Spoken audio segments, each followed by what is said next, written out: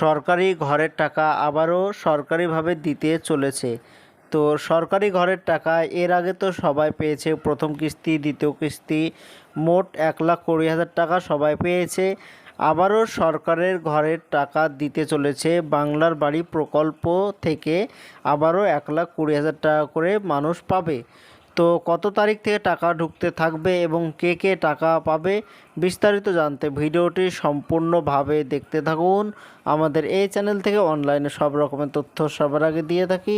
চ্যানেলটিকে সাবস্ক্রাইব করে পাশে থাকবেন যাতে নতুন নতুন ভিডিওগুলো আপনার কাছে পৌঁছে যায়। সরকারি ঘরের টাকা, যেটাকে বলছে বাংলার বাড়ি প্রকল্প নামে পরিচিত, এই প্রকল্প থেকে 1,20,000 টাকা করে আবারও দিতে চলেছে। তো শোনা যাচ্ছে ডিসেম্বর মাস থেকে আবারও সরকারিভাবে টাকা দেওয়া হবে 1,20,000 টাকা করে, এবং এই প্রকল্প থেকে বাড়ি বাড়ি সার্ভে করা হবে। তো বাড়ি বাড়ি সার্ভে করে দেখা হবে যারা যারা ঘর পায়নি, যারা ঘর পাওয়ার জন্য যোগ্য, শুধু তাদেরকেই ঘরের টাকা দেওয়া হবে 1,20,000 টাকা করে।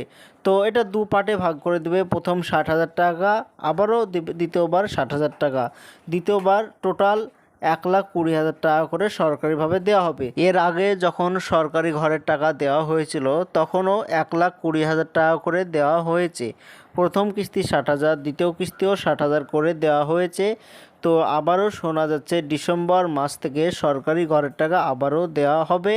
তো এই প্রকল্পের নাম হচ্ছে বাংলার বাড়ি প্রকল্প। এই প্রকল্প থেকে 1,20,000 টাকা দেওয়া হবে। তো এবারও সার্ভে করা হবে, যারা যোগ্য শুধু তারাই একমাত্র পাবে।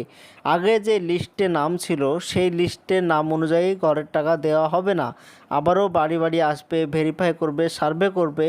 যারা যোগ্য ব্যক্তি, যোগ্য মহিলা, যারা সত্যিই ঘর পাওয়ার জন্য যোগ্য, শুধু তাদেরকে টাকা দেওয়া হবে 1,20,000 টাকা করে। ডিসেম্বরের মাঝে এটা ছাড়া হবে। ডিসেম্বরে প্রথম কিস্তি, এরপরে দ্বিতীয় কিস্তি দেওয়া হবে জানুয়ারি ফেব্রুয়ারি মাসে দেওয়া হবে।